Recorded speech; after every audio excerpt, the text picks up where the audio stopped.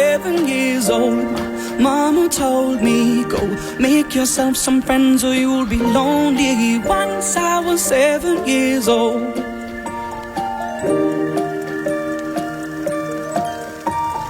Once I was 7 years old. Lucas Graham, 7 years. Back tomorrow in 20 and a bit hours. I'll see you at 9:30 tomorrow morning. Right now it's 12. Here's Vanessa. Thanks, Ken.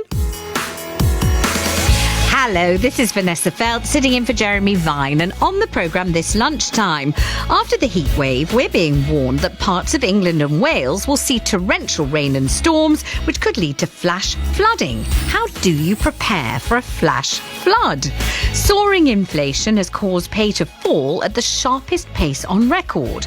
Are you part of the squeezed middle? Someone who earns a decent wage but is really struggling at the moment. We speak to a man who was sent to boarding school as a child and says he's still living with the trauma it caused at the age of 62. And a farmer who was bringing in the harvest had their combine harvester physically blocked by an angry man, complaining his family meal had been spoiled by the farm work. Please email your comment to vine@bbc.co.uk and include your name and phone number. You can text your point to 88291 or you can WhatsApp us on 08000 288 291. BBC Radio 2. But first, here's the news with Adam Porter. Vanessa, thank you. Official figures show that the real value of pay has fallen by record levels as salaries fail to keep up with the cost of living. Average pay, excluding bonuses, grew by 4.7% in the 3 months to June, but fell by 3% overall when inflation was taken into account. Nai Cominetti, a senior economist at the Resolution Foundation, says unemployment remains low despite the challenges facing the economy. Unemployment's still low at 3.8%. We've got a large number of vacancies, and you've got lots of businesses saying they're struggling to recruit. And actually, from a worker's perspective as well, close to 1 million people moved jobs in the last 3 months, which usually means that workers are, fairly confident. So there is some good news there, but it's really that deep real pay squeeze which is the real problem. Moscow says explosions at a military base in Russian-occupied Crimea were caused by sabotage. Videos on social media show large blasts in the northern part of the peninsula, which was annexed by Russia 8 years ago.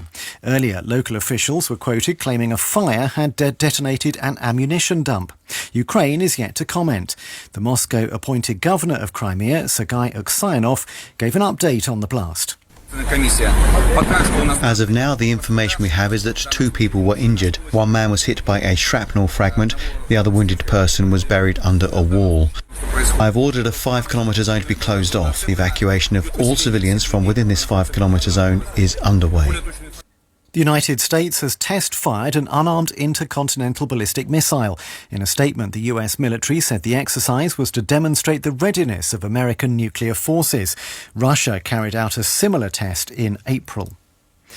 The Environment Agency has confirmed that a drought's been declared in Yorkshire for the first time in nearly 4 years. The number of English regions in drought now stands at 9, after large parts of southern, central and eastern England were given the status on Friday. Environment Agency officials in Yorkshire blamed the recent high temperatures and said rain forecast for this week would not be enough to counteract weeks of dry weather. And there are warnings of heavy downpours and thunderstorms for England, Wales and much of Scotland in the coming days. Some parts of Devon and Cornwall have experienced flash flooding as the dry ground struggles to absorb the rain.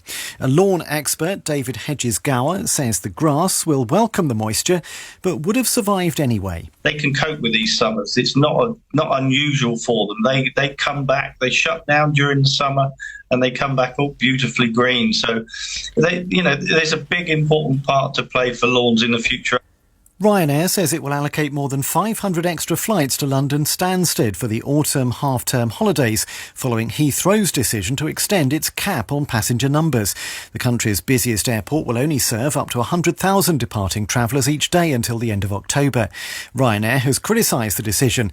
Heathrow says it will keep the limit until it's confident operators have the resources to deliver for customers. BBC News, it's 4 minutes past 12. Listen live on the BBC Sounds app.